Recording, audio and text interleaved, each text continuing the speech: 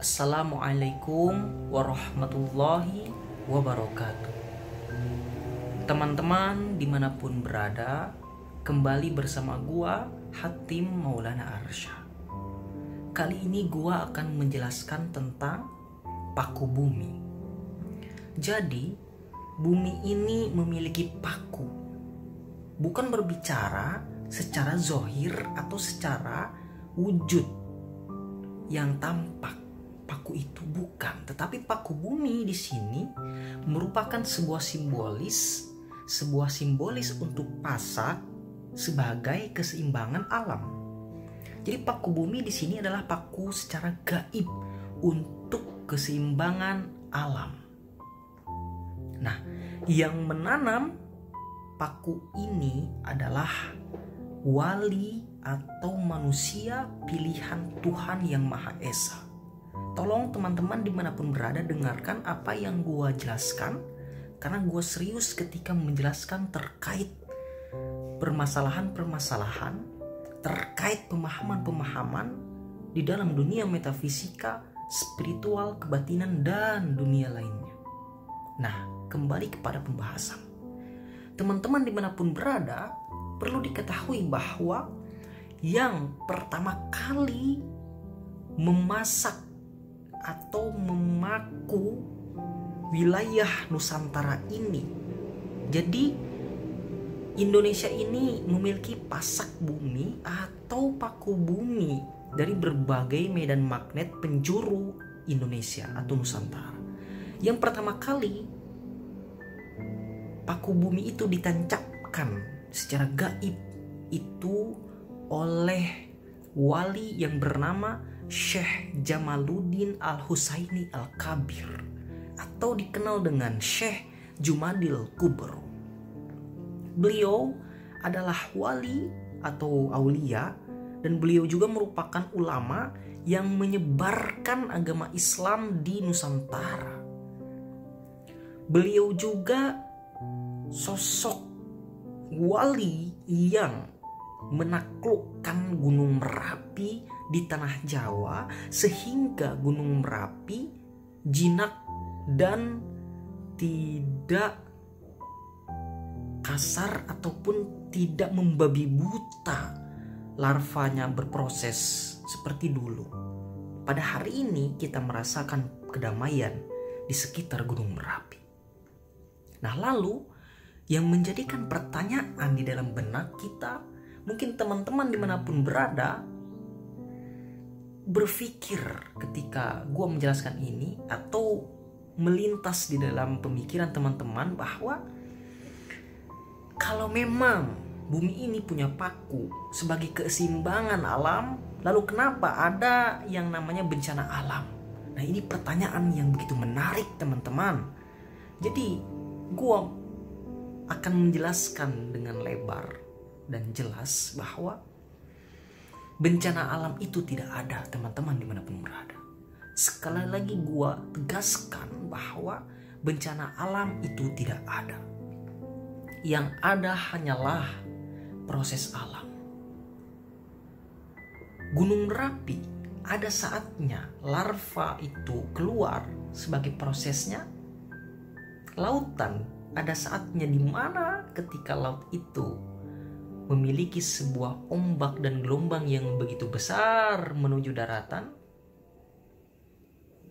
Ketika kita melihat gunung-gunung, bukit-bukit yang memiliki terjal, ada saatnya itu longsor. Oleh karena itu, apabila kita hidup berdampingan dengan gunung-gunung Merapi atau memiliki tempat tinggal di sekitar Gunung Merapi, jangan heran ketika gunung tersebut ada kalanya pada waktunya gunung itu akan meletus. Apabila kita tinggal di lautan, sekitar lautan, di pantai ataupun di sekitar daratan yang berdekatan dengan lautan, maka jangan heran ketika laut itu memuntahkan airnya ke daratan pada waktunya. Ketika kita tinggal di gurun pasir, maka jangan heran angin puting beliung itu akan bertebaran, akan terbang, akan mengganggu kita ataupun menyapa kita di dalam setiap malam-malam yang dingin di gurun pasir. Itu merupakan sebuah proses alam, bukan bencana alam. Karena Tuhan itu Maha Penyayang. Nah, lalu kegunaan paku bumi ini apa? Untuk menyeimbangkan alam, agar tidak membabi buta dalam berproses, gitu loh. Bukan berarti paku bumi itu ditancapkan di bumi itu akan menghasilkan bumi itu aman-aman saja, tidak. Paku bumi hanyalah medium secara gaib yang ditancapkan oleh para aulia untuk menyeimbangkan alam semesta ini. Dan berbeda dengan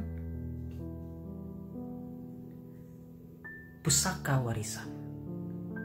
Pusaka warisan itu memiliki hak milik, boleh dimiliki. Sedangkan paku bumi itu tidak boleh dicabut.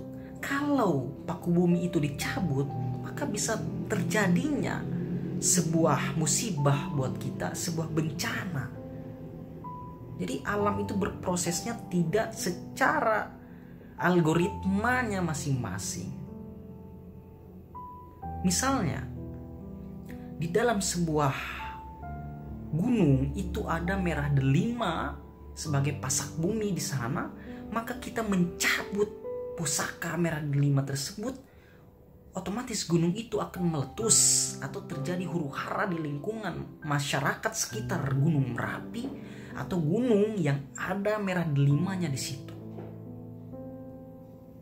Hal ini menjadi sebuah persoalan yang begitu serius untuk diperbincangkan.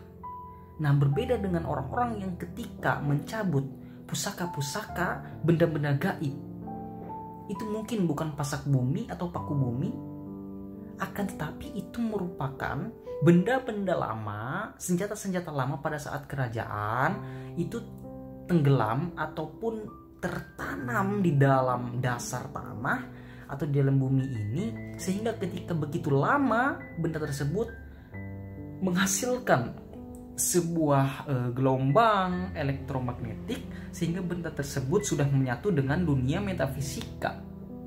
Benda tersebut secara tidak langsung sudah menjadi barang gaib. Akhirnya ketika dicabut itu menjadi pusaka. Padahal benda itu dulunya itu benda biasa gitu loh. Maka sebuah benda itu semakin lama itu akan semakin memberikan jejak kehidupan dan memberikan energi di dalam benda tersebut. Sama seperti halnya sebuah cermin. Apabila cermin itu semakin lama, maka cermin tersebut akan menjadi pusaka. Sudah saya jelaskan di konten YouTube gua yang sebelumnya ya. Yang sebelumnya sudah gua sampaikan bahwa cermin itu memiliki sebuah memori. Maka kalau orang yang memiliki sebuah kemampuan supranatural ketika menemukan sebuah cermin, maka dia senang gitu loh, karena bisa menelisik masa lalu yang tertangkap oleh cermin itu. Karena cermin memiliki sebuah radiasi gelombang untuk menangkap kehidupan di sekitar cermin tersebut. Nah, mungkin itu yang dapat gue sampaikan tentang paku bumi adalah keseimbangan alam semesta. Teman-teman dimanapun berada, gue akan terus menjelaskan berbagai pemahaman-pemahaman, keilmuan-keilmuan, dan seputar dunia metafisika, insya Allah. Sekian dari gue, wallahul muwaffiq ila aqwamit thoriq. Wassalamualaikum warahmatullahi wabarakatuh.